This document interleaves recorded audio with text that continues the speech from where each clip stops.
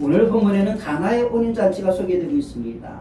그런데 그 혼인잔치에 문제가 하나 생겼습니다. 포도주가 떨어졌죠. 포도주가 떨어지자 예수님의 어머니 마리아가 포도주 떨어진 것을 누구에게 이야기하고 있습니까? 예수님에게 이야기를 하고 있습니다. 그리고 난 뒤 예수님이 물을 포도주로 변화시킵니다. 여러분, 물이 포도주로 변화되는 이 기적 속에 아주 중요한 키워드 하나가 숨겨져 있죠. 이게 뭡니까? 하인들의 순종입니다. 하인들의 순종. 물이 포도주로 변화된 것은 하인들의 순종이 있었기 때문에 가능하다는 것입니다. 그래서 우리는 이 가나 혼인잔치 기적사건을 읽어 내려갈 때에 하인들의 순종에 포커스를 맞추고 초점을 맞추고 읽어 내려갑니다. 그리고 목사님들도 설교할 때에 순종, 이 하인들의 순종에 중심을 두고 메시지를 선포하면서 성도들에게 순종하라고 권면을 많이 합니다. 맞는 말이죠. 하인들의 순종이 물을 포도주로 변하게 하는 그 결과를 가져온 건 맞습니다. 그런데 우리가 이 본문을 읽어 내려갈 때에 하인들의 순종을 보기 전에 먼저 주목해야 할 내용이 있습니다. 그것은 무엇입니까? 3절과 5절입니다. 우리 다 같이 3절 한번 읽어보도록 하겠습니다. 같이 읽도록 하겠습니다.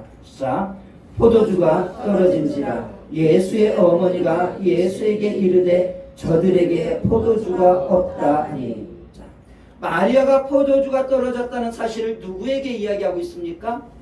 예수님에게 하고 있습니다. 그런데 여러분, 혼인잔치에 포도주가 떨어졌으면 그 문제를 해결해야 하는 당사자는 누구였을까요? 혼인잔치를 베푼 주인이 해야 되는 거 아니겠습니까? 그리고 주인이 시장에 가서 사오든지 다른 사람들에게 빌려오든지 하면 되는 겁니다.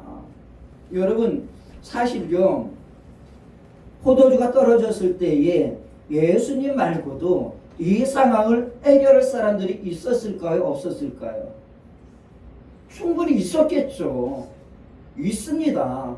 예수님 말고도요, 이 기적적인 방법 말고도 충분히 포도주는 어디 가서든지 구해 올 수 있습니다. 그런데 마리아는 이 문제를 예수님 보고 해결해달라고 말하고 있습니다. 우리가 이 이야기를 통해서 얻는 교훈 하나가 있습니다. 그것은 문제를 만나면은요, 그것이 쉬운 문제이든 어려운 문제든 삶의 난제이든 가장 먼저 예수님을 찾아가서 예수님에게 말하는 그리스도인이 되자는 것입니다. 예수님이 나서지 않아도 충분히 내가 해결할 수 있다 할지라도요, 예수님 말고 다른 사람들의 힘을 빌어서 충분히 해결할 수 있다 할지라도 그 문제가 별것 아닌 것 같다 할지라도 처음부터 예수님에게 우리의 상황과 문제를 가지고 나와서 예수님과 함께 의논하고 예수님과 함께 상의하고 의견을 교환하면서 우리의 상황과 정황과 문제를 해결해 나가는 그리스도인이 되자라는 것입니다. 자, 그런데 오늘 보통 되게 그리스도인은 쉬운 문제든 어려운 문제든 그 문제를 만나면 어떻게 합니까? 가장 먼저 어떻게 하든 자신의 힘으로 해보려고 합니다. 보통 대개가 다 그래요. 자기 힘이나 노력, 지혜, 방법 등을 일단 동원해 봅니다. 그러다가 안 되면 어떻게 합니까? 그 다음에 누구를 찾습니까? 나보다 능력이 있는 사람들. 그 사람들 찾습니다. 그래도 안 되면 그 다음에 누구를 찾습니까? 예수님을 찾아요. 예수님을 찾는 순서가요, 보통 되게 그리스도인들 중에, 그리스도인들도요, 세 번째 순위로 밀려 있습니다. 그러면 그 사이에 문제는 어떻게 될까요? 문제는 더 악화됩니다. 의사 선생님들이 보통 이렇게 말합니다. 병원에 사람들이 찾아올 때 대개 사람들이 병을 키운 다음에 병을 다 키운 다음에 찾아오는 경우가 많다고 합니다. 그래서 더 이상 손을 쓸 수 없는 경우가 허다해요. 여러분, 되게 많은 그리스도인들이요, 문제를 더 키우고 상황을 악화시킨 다음에 하다 못하면 그때 예수님을 찾습니다. 여러분, 그러지 마세요. 생기자마자 예수님을 찾을 수 있기를 바랍니다. 우리가 답답하고 미칠 것 같을 때, 억울한 상황을 만났을 때 내가 어떻게 해보려고 하기 전에 타인을 찾아가 자신의 답답함이나 문제를 토해내기 전 처음부터 예수님에게, 하나님에게 토해낼 수 있어야 합니다. 하나님에게 먼저 기도하는 겁니다. 하나님에게 기도하고 하나님에게 내 심정과 상황을 토해내면 하나님은 언제든지 내 기도를 들으시고 위로도 하시고 격려도 하시고 해결책도 주시는 것입니다. 여러분, 처음부터 예수님에게 문제를 가지고 나올 수 있는 그리스도인이 되기를 주님의 이름으로 축복합니다. 그렇게 마리아가 예수님에게 이야기를 했습니다. 그런데 예수님의 답이 무엇입니까? 이 4절에 보게 되면요, 이렇게 기록되어 있습니다. 예수께서 이르시되 여자여 나와 무슨 상관이 있나이까? 내 때가 아직 이르지 아니하였나이다. 이렇게 말하고 있습니다. 여러분, 내 때가 아직 이르지 아니하였다. 이 의미가 무엇입니까? 거절의 의미입니다. 거절. 이건 거절의 의미거든요. 안 하시겠다는 겁니다. 예수님이 자신의 어머니에게 아주 정중하게 거절을 하고 있는 겁니다. 아직은 나를 나타낼 때가 아니다. 내 영광을 드러낼 때가 아니다라는 것이죠. 자, 그런데 결국은 예수님이 하셨습니다. 마음을 바꾸셔서 그 상황과 문제를 초자연적인 방법으로 해결하셨습니다. 안 하시겠다고 하셨는데 하셔요. 은혜 베풀시기가 아닌데 은혜를 베푸십니다. 여러분, 왜 예수님을 바꾸셨을까요? 왜 갑자기 예수님께서 이렇게 마음을 바꾸셨을까요? 왜 마음을 바꾸셔서 물을 포도주로 변화시키는 기적을 그 자리에서 행하셨을까요? 예수님이 갑자기 마음을 바꾸신 이유가 신학적으로는 11절에 있지만은 저는 오늘 5절에 포커스를 두고 이야기하려고 합니다. 5절 한번 같이 읽어볼까요? 같이 읽습니다. 같이 읽습니다. 시작. 그의 어머니가 하인들에게 이르되 너희에게 무슨 말씀을 하시든지 그대로 하라. 여러분, 예수님의 거절과요, 예수님의 응답 사이에 이 5절이 끼어 있습니다. 이 5절의 언어가 있습니다.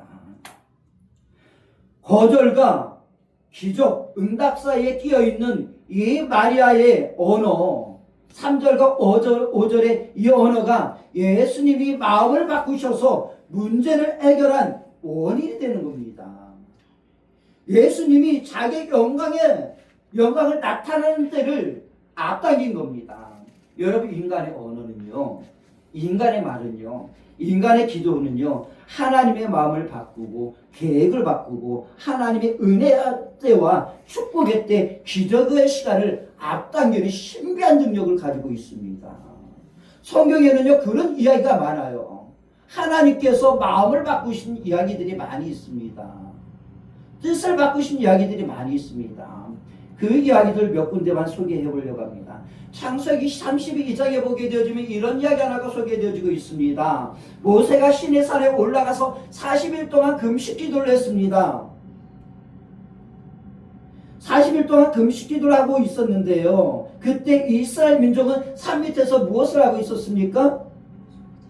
모세가 시내산에 올라가서 내려오지 않으니까 모세에게 큰일이 일어났다. 우리의 지도자는 죽었다. 그렇게 술렁술렁거리면서 그들이 그 답답하고 불안한 마음, 두려운 마음을 감추지 못하고 그래서 그 자리에서 애굽에서 자기들이 보았던 신들 중에 하나인 금송아지를 만듭니다. 그리고 이렇게 말하죠. 이 금송아지가 우리를 애굽에서 탈출시킨 하나님이다 라고 말하면서 금송아지에게 절을 합니다. 그리고 음란한 행위를 하고 있습니다. 이걸 누가 보셨습니까? 하늘에서 하나님께서 지켜보고 계셨습니다. 하나님이 얼마나 아간하셨는지요. 10절에서 이렇게 말씀하고 계십니다. 같이 읽어보도록 하겠습니다. 출애굽기 32장 10절 같이 한번 보도록 할까요? 같이 읽습니다. 시작. 그런즉 내가 안 대로 두라. 내가 그들에게 진노하여 그들을 진멸하고 너를 큰 나라가 되게 하리라. 하나님이 진노를 하셨다고 말하고 있습니다. 누구에게? 이스라엘 민족에게 진노를 하셨어요. 화가 났습니다.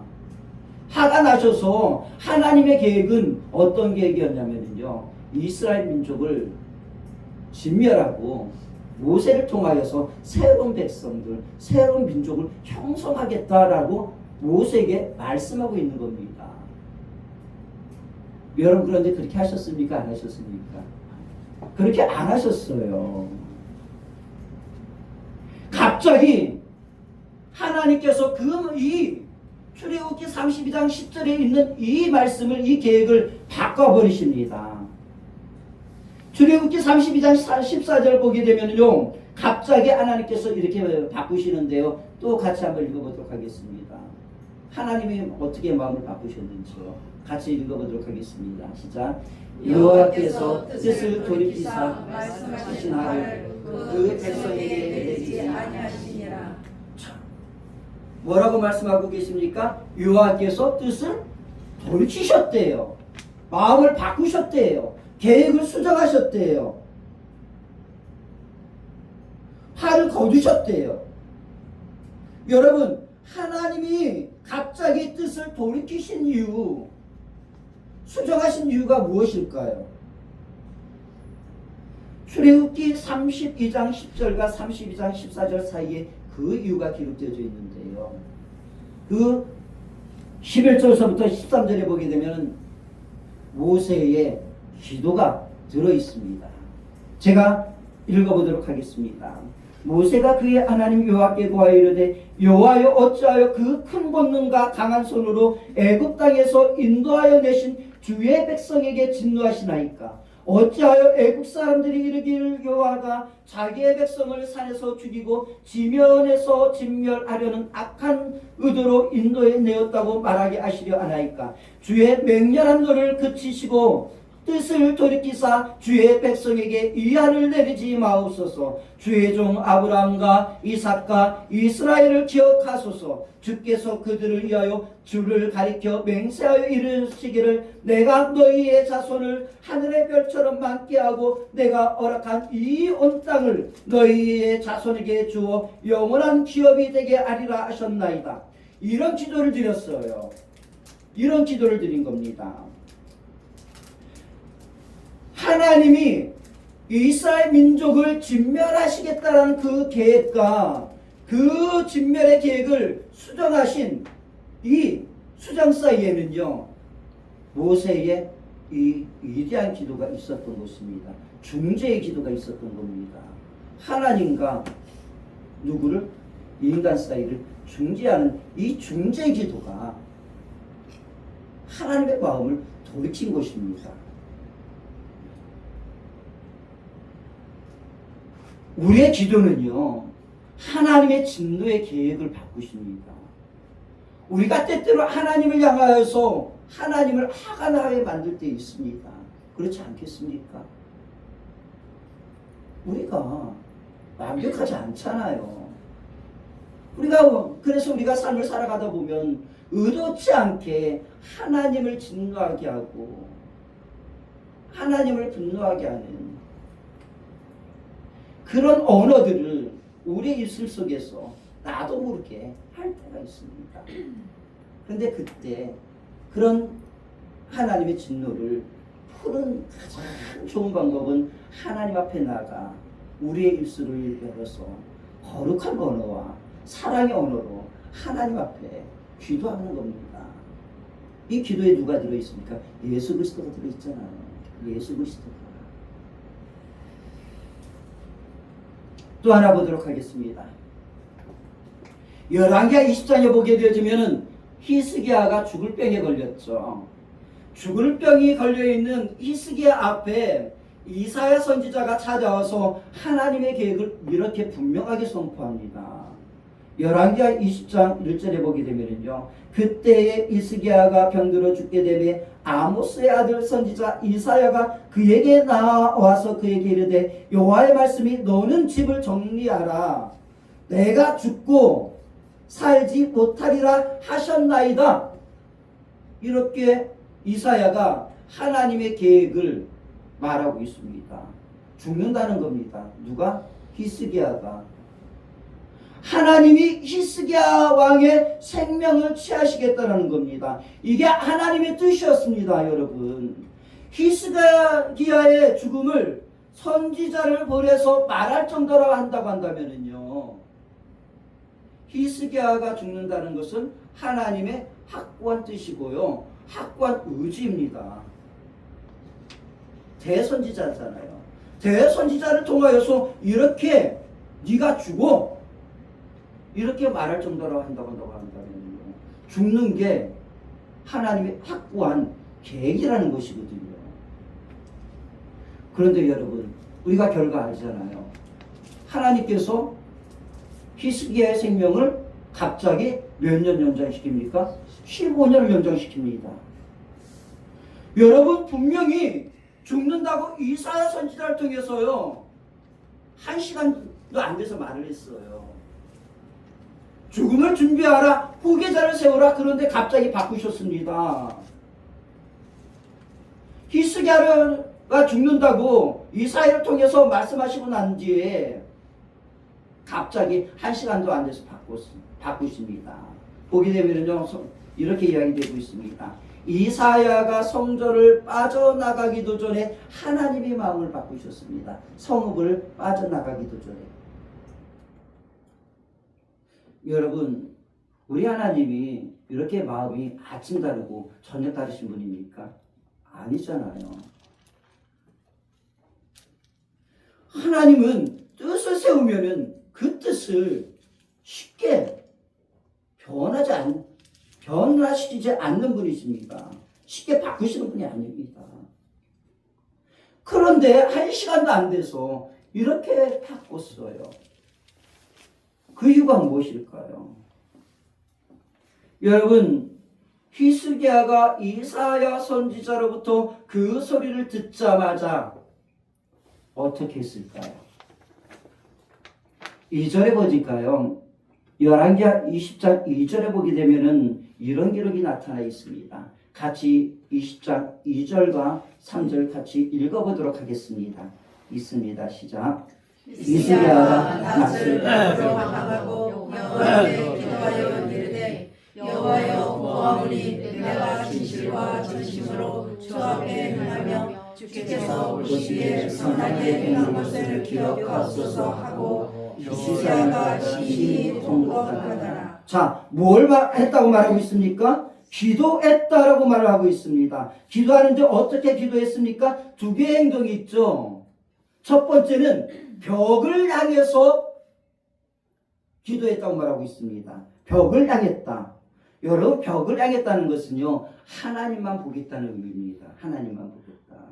여러분, 세상과 단절하고 하나님만 보겠다.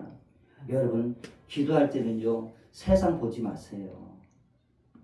세상을 보면은요, 기도에 집중이 안 됩니다. 그리고 문제를 너무 많이 보지 마세요. 문제를 보면은요, 기도가 분산됩니다. 기도가 분산돼요. 그리고 마음이 혼란해집니다. 문제를 자꾸 보면요, 마음이 혼란스럽고 혼돈해지고요. 그리고 그 문제를 집중하다 보면은요, 하나님에 대한 불신이 생깁니다. 집중적인 기도 못합니다. 기도할 때는요, 내 상황이 아무리 급박하다 할지라도요, 바쁘고 분주하다 할지라도요, 문을 닫아두고 홀로 하나님 앞에 나아가서 하나님과 1대1로 대면할 수 있는 시간을 가져야 한다는 것입니다. 자, 첫 번째는 벽을 향했습니다. 두 번째 행동은 무엇입니까? 통곡의 기도를 했대요. 통곡을 했다고 말하고 있습니다. 하나님 앞에서 울면서 기도했습니다. 여러분, 우리가 삶의 상황 속에서 최악의 상황을 만날 때가 있습니다. 히스기야는 지금 최악의 상황을 만난 겁니다. 이 최악의 상황을 만날 때 우리가 해야 할 일이 무엇입니까? 잠시 세상과 문제와 단절을 하고 하나님만 바라보면서 하나님 앞에 가서 우는 겁니다. 하나님 앞에서 통곡하는 겁니다. 하나님 앞에서 울 수 있어야 해요. 하나님 앞에서 통곡하면서 말할 수 있어야 합니다. 자, 히스기야가 하나님만 바라보면서 통곡했습니다. 그러자 하나님이 이사야를 불러서 이렇게 말하는 겁니다. 너는 히스기야에게로 돌아가서 다시 내 말을 전하라. 내가 네 기도를 들었고 네 눈물을 보았노라. 내가 너를 낫게 하리니 내가 3일 만에 여호와의 성전에 올라가겠고 내가 내 날을 15년을 더할 것이라 말씀하고 계십니다. 주님 하나님이 이렇게 말합니다. 내가 너의 기도를 들었다. 너의 기도를 들었고 네 눈물을 보았다고 말씀하고 계십니다. 여러분, 히스기야가 통곡의 기도를 했더니 하나님이 히스기야의 기도를 들었고 눈물을 보았습니다. 여러분, 이 통곡의 기도가요, 최악의 상황을 최선의 상황으로 만든 겁니다. 하나님에서 앞에서 울리는 이 통곡의 기도, 눈물의 기도가 히스기야 상황을 역전시킨 겁니다. 여러분, 우리는 하나님의 뜻을 한번 세우면 변하지 않는다고 생각하지만은요, 그렇지 않습니다. 하나님은 우리가 기도하면, 눈물로 기도하면 우리를 불쌍히 여기셔서 뜻을 수정하셔서 은혜를 베푸시는 분인 것입니다. 여러분, 보세요. 하나님의 전에 올라가 하나님 앞에서 통곡하면서 하는 기도의 언어가 얼마나 힘있는지를 보여주는 사건 하나가 또 있습니다. 사무엘상 1장에 보게 되면 한나라는 여인이 등장을 하고 있습니다. 한나라는 여인이 너무나 억울한 일을 당했습니다. 너무나 분했습니다. 그래서 너무나 괴로웠대요. 너무나 괴로웠습니다. 얼마나 괴롭고 슬픈지 밥을 먹지 못하면서 음식을 끊었습니다. 그래서 울었습니다. 기도하는 게 아닙니다. 울면서 밥을 끊었습니다. 너무나 괴로워서 그 슬픔을 주체할 수 없어서 누구 앞에서도 울었냐면 남편 앞에서도 울었습니다. 남편 앞에서 운 거예요. 이 한나의 우는 것을 보고 남편이 한나를 위로를 하죠. 위로를 합니다. 그런데 이 남편의 위로가 당장은 힘을 주었어요. 당장은 힘을 줍니다. 그런데 근본적인 문제 해결은 안 된 거예요. 여러분, 인간의 위로가 그런 겁니다. 인간의 위로는요, 당장은 위로를 줍니다. 위로를 받습니다. 그런데 인간의 위로는 언제나 한계가 있는 겁니다. 그렇다고 해서 인간의 위로가 필요 없다라는 게 아닙니다. 인간의 위로, 따스한 격려 정말 필요한 겁니다. 살리는 언어가 되어줍니다. 그런데 근본적인 문제 해결은 안 된다는 거죠. 이 한나가 당장은 위로를 받아가지고 밥을 먹었습니다. 힘을 냈어요. 그런데 근본적인 문제는 해결이 안 된 거예요. 계속적으로 또 괴로운 겁니다. 결국 한나가 어떻게 합니까? 사무엘상 1절부터 10절 같이 읽어보도록 하겠습니다. 1장 10절 같이 읽어보도록 하겠습니다. 있습니다. 시작. 한나가 마음이 괴로워서 여호와께 기도하고 통곡하며. 자, 한나가 무엇을 했다? 기도했다. 기도하는데 어떻게 기도했다? 통곡했대요. 통곡하면서 기도했다고 말하고 있습니다. 누구 앞에서? 하나님 앞에서.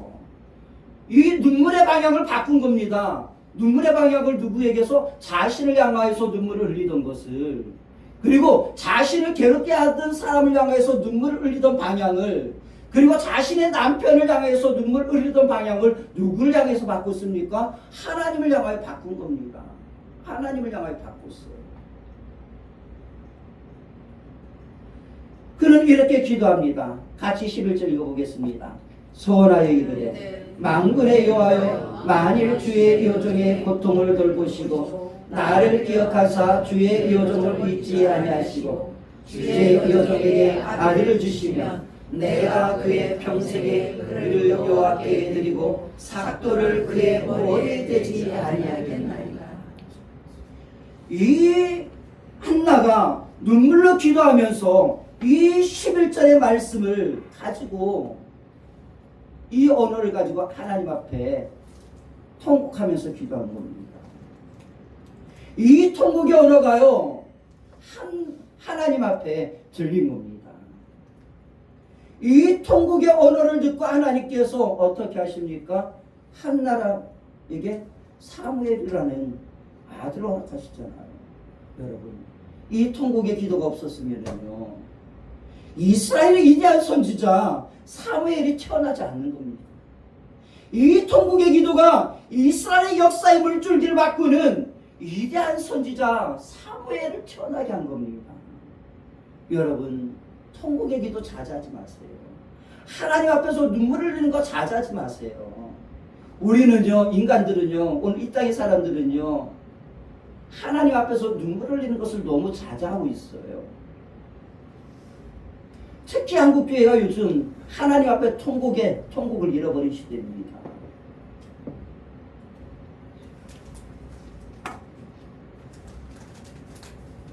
여러분, 예수님도 우셨습니다. 여러분이 지금 괴로운 일을 만나서 울고 있다고 한다면, 인생의 난제를 만나서 힘들어하고 있다고 한다면, 괴로움을 당하고 있다고 한다면요, 여러분의 방향을 바꿔서 사람을 향하여서 울고 사람을 향해서 말했던 그 방향을 하나님을 향하여서 틀고 하나님을 바라보면서 하나님을 향하여서 여러분의 입을 열고 눈물을 흘리실 수 있기를 바랍니다. 여러분, 하나님은 우리의 통곡의 언어를 듣고 보고 계십니다. 이 통곡의 기도는요, 결정적인 순간에 빛을 발하게 되어있습니다. 그래서 성경이 그러잖아요. 울며 씨를 뿌리는 자는 기쁨으로 단을 거둘 것이다. 이게 성경이 약속 아니겠습니까? 결정적인 순간에 주겠다는 겁니다. 울면요.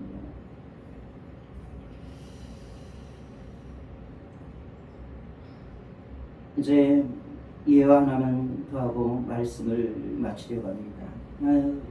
목사님 부부가 있었습니다. 이 목사님 부부가 집을 얻어야 하는데 집을 얻을 돈이 없었다고 합니다. 좀 많이 부족했대요. 그래서 얼마 안 되는 돈 가지고 집을 얻으러 부동산을 찾아갔더니 돈이 없으니까 보여주는 곳이 어떤 곳이겠습니까? 목사들이 돈이 어디 있겠습니까?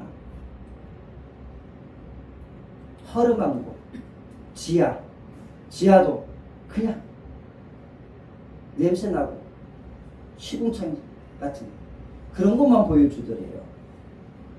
얼마나 낙심이 되고 비참한지 이 목사님 부부가 안 되겠다 싶어서 40일 철야 기도를 작정하고 하나님 앞에 가서 교회에서 엎드리면서 통곡의 기도를 했다고 합니다. 기도하는데 흐르는 눈물을 멈출 수 없었대요. 하나님 앞에서 한없이 자신의 그 상황을 토로한 겁니다. 그렇게 40일 철야 기도를 끝내고 난 다음에 감사헌금을 해야겠다는 마음이 들어서 이제 하루에 1,000원씩을 생각했대요. 하나님 앞에 1,000원씩 드려야겠다. 그러면 얼마입니까? 4만 원이잖아요. 4만 원을 드려야겠다 라고 생각을 했답니다. 그런데 갑자기 목사님 마음에 이런 책망이 오더래요. 내가 하루에 1,000원짜리밖에 안 되냐? 이런 마음이 들더래요. 최소의 하루에 10,000원씩은 하라. 이런 마음이 생기더래요. 근데 이 목사님이 돈이 어디 있겠습니까? 40만 원의 돈이 나올 데가 없거든요. 그런데 그때 목사님 부부에게 400만 원이 생겼대요. 뭐냐면은 그 돈이 어떤 돈이냐면 카드 돌려막기 있죠. 카드 돌려막기. 카드 돌려막기 하려고 카드 대출 받은 400만 원이 있었다고 합니다. 하나님이 그걸 어떻게 하시고 너 돈 있잖아. 그 돈 가운데서 해. 그러더랍니다. 하나님이 하라고 하니까 어떻게 해요? 그거 카드 긁을까 막아야 돼요. 그런데 그 400만 원 중에서 일부인 40만 원을 감사원금을 했대요. 그리고 난 뒤에 사모님이 기도하는데 갑자기 가나의 혼인잔치에 대한 이 이야기가 생각이 나더랍니다. 그러면서 이런 감동이 마음속에 들어오더래요. 때가 이르지 않았지만 너희의 통곡의 기도를 듣고 내가 마음을 바꿔서 때를 앞당겨서 기적을 행하시겠다는 음성을 들려주시더랍니다. 그런데 그 다음 주에 한 권사님이 교회에 찾아오셨대요. 그리고 그 권사님이랑 이런저런 이야기를 나누고 있는데 이 권사님이 이 목사님 부부의 상황을 듣고 난 다음에 자신의 통장에 정확하게 4천만 원이 있는데 이 4천만 원을 목사님 부부에게 드릴 테니까 이 돈으로 집을 얻는데 사용하십시오. 이렇게 말을 하더랍니다. 정확하게 몇 배 받았습니까? 100배를 받은 겁니다. 100배를 받았어요. 그래서 그 권사님하고 은행에 가서 돈을 찾아서 돈을 받는데 그 권사님 손이 위세에게 이렇게 떨리더래요. 떨리더랍니다. 떨리겠죠. 4천만 원 큰 돈 아니겠습니까? 그래서 그 권사님이 준 4천만 원이 있어서 그 4천만 원이 집을 얻을 수 있는 종잣돈이 되어서 은행에서 융자도 받고 또 여기저기서 또 돈을 모아서 그 가정은 이 목사님 부부가 집을 샀다고 이런 이야기를 들었습니다. 여러분, 통곡의 기도요. 그리고 눈물의 기도. 하나님 앞에 순종이 가져온 기적인 것입니다. 사랑하는 여러분, 지금 우리는 기도해야 할 때입니다. 여러분 기도하세요. 문제를 만나면 가장 먼저 예수님에게 가세요. 쉬운 문제든 어려운 문제든 내 힘으로 해결할 수 있든 내 힘으로 해결할 수 없는 문제든 최악의 상황이 되기 전에 예수님 앞에 가지고 나오시길 바랍니다. 그래서 때로는 모세처럼, 때로는 이스기야처럼, 때로는 안나처럼, 그리고 때로는 오늘 예수님의 어머니 마리아처럼 예수님에게, 하나님에게 기도하시기 바랍니다. 울며 씨들을 뿌린 자는 기쁨으로 단을 거두는 날이 반드시 오게 되어 있습니다. 여러분, 우리가 기도할 수 있는데 무엇을 염려하고 계십니까? 무엇을 그리 근심하고 두려워하십니까? 우리가 기도하면 기도 들으시고 그 뜻을 돌이키셔서 최악의 상황을 최상의 상황으로 하나님께서 바꾸실 줄로 믿습니다. 주님은 우리의 기도 들으셔서 때가 아니지만 때를 앞당기실 것입니다. 우리에게는 최악의 상황을 최선의 상황으로 바꾸시는 하나님이 계십니다. 우리가 이 시간 다 같이